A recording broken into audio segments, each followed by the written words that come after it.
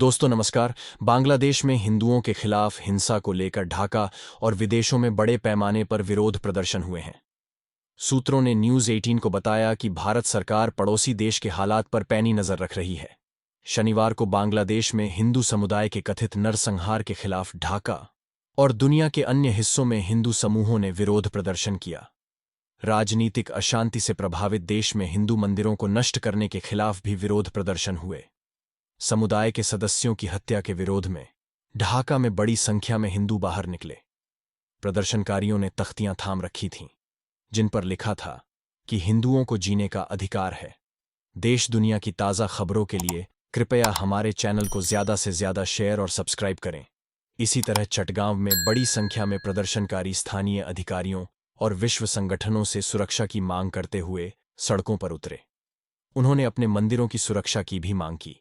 इसके साथ ही लंदन और फिनलैंड सहित दुनिया के अन्य हिस्सों में भी विरोध प्रदर्शन की खबरें आईं। शुक्रवार को प्रधानमंत्री नरेंद्र मोदी ने भी नई अंतरिम सरकार से बांग्लादेश में हिंदुओं की सुरक्षा की अपील की। नोबेल पुरस्कार विजेता मोहम्मद यूनुस ने गुरुवार को अंतरिम सरकार के प्रमुख के रूप में शपथ ली। कुछ दिनों पहले छात्रों के नेतृत्व में हुए विरोध प्रदर्शनों ने शेख हसीना के 15 साल के शासन को खत्म कर दिया था। बांग्लादेश के हिंदुओं की तस्वीर दिल दहला देने वाली है। उसके बाद बांग्लादेश की सरकार पर से हिंदुओं का भरोसा खत्म हो जाएगा। बांग्लादेश के खुलना में एक हिंदू लड़के उत्सव मंडल पर ईशनिंदा का आरोप लगाया गया। इसके बाद जब उत्सव मंडल अपने परिवार के साथ बांग्लादेश में पुलिस की कस्टडी में मौजूद था तो कट्टरपंथियों की भीड़ पुलिस स्टेशन गई और उसे पीट पीट कर बुरी तरह से घायल कर दिया। और इस बांग्लादेशी हिंदू पर हमले का ऐलान वहीं की एक मस्जिद के लाउडस्पीकर से किया गया। बांग्लादेश के खुलना में उत्सव मंडल पर ईशनिंदा का आरोप लगाया गया। कुछ लोग उसे पकड़कर थाने ले गए। पुलिस कस्टडी में उत्सव से पूछताछ शुरू हुई। ये खबर फैलते ही कट्टरपंथियों की भीड़ थाने पहुंच गई। उत्सव मंडल बैठा हुआ है टोपी वाले के साथ। उसकी मां सफाई दे रही है। थोड़ी देर बाद पुलिस और सेना के सामने ही कट्टरपंथियों ने उत्सव से सवाल जवाब पूछना शुरू किया। इसके बाद वहां हालात आउट ऑफ कंट्रोल हो गए। कट्टरपंथियों की भीड़ ने पुलिस स्टेशन में ही उस पर हमला कर दिया। सैकड़ों हजारों कट्टरपंथियों ने पीट पीट कर उत्सव मंडल को बुरी तरह से घायल कर दिया। तस्वीरों में देखिए, पुलिस के सामने ही उत्सव पर हमला करके कट्टरपंथियों ने उसे खींचकर ले जाने की कोशिश की। घायल होने के बाद किसी तरह उत्सव मंडल बचाया गया। इस तस्वीर को हम ब्लैक एंड व्हाइट करके दिखा रहे हैं क्योंकि उत्सव के चेहरे पर चोटों की वजह से खून के निशान दिख रहे हैं। हालांकि कट्टरपंथियों को लगा कि उत्सव मर चुका है और बाकायदा इसका ऐलान पास की मस्जिद के लाउडस्पीकर से भी किया गया।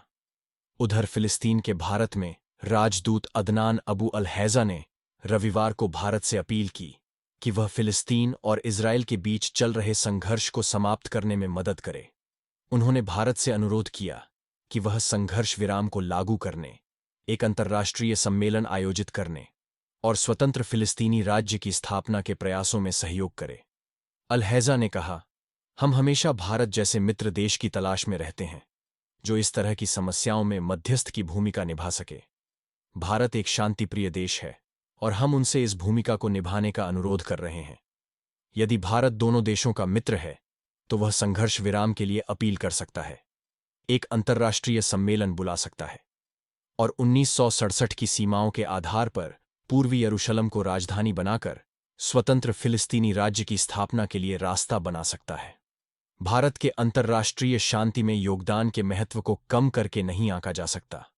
भारत ने दुनिया को दिखाया है कि शांति और अहिंसा के माध्यम से भी संघर्षों को सुलझाया जा सकता है।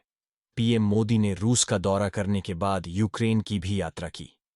दोनों ही देशों से युद्ध खत्म करने की अपील की।